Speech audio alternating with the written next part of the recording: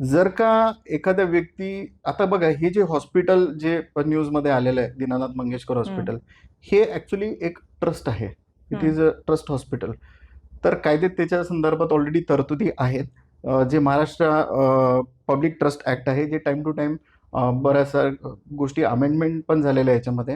हम्म, जर का हॉस्पिटलने अशा गोष्टी डिनाय केल्या, तर section 41A hmm, of Maharashtra public trust act काय म्हणतं, power of charity commissioner and state government to issue directions in respect of hospitals to earmark certain beds for poor patients and treat free of charge or at concessional rates. Hmm, याचा अर्थ काय की provision already दिलेली आहे की एखादा व्यक्ती जो एफर्ट नाही करू शकत हॉस्पिटलमध्ये जाण्यासाठी, तर त्याला हा प्रोव्हिजन आहे. आणि त्याच्यामध्ये section 41A subclause number A मध्ये 20%चं ऑलरेडी प्रोव्हिजन दिलेलं आहे हम्म, की if it is a charitable run hospital, hmm, then 20% bed of the total number of beds are required to be reserve.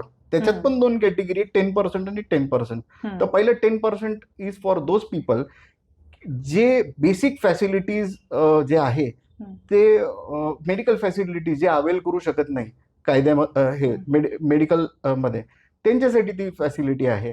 आणि उरलेला जो 10% आहे, ज्यांची वार्षिक उत्पन्न माझ्या हिशोबाने साधारणतः 1 लाख वगैरे किंवा हम्म. त्याच्याहून कमी असेल, तर त्या संदर्भामध्ये त्यांना ती कन्सेशनल रेट्समध्ये त्यांची ट्रीटमेंट करण्यात येते.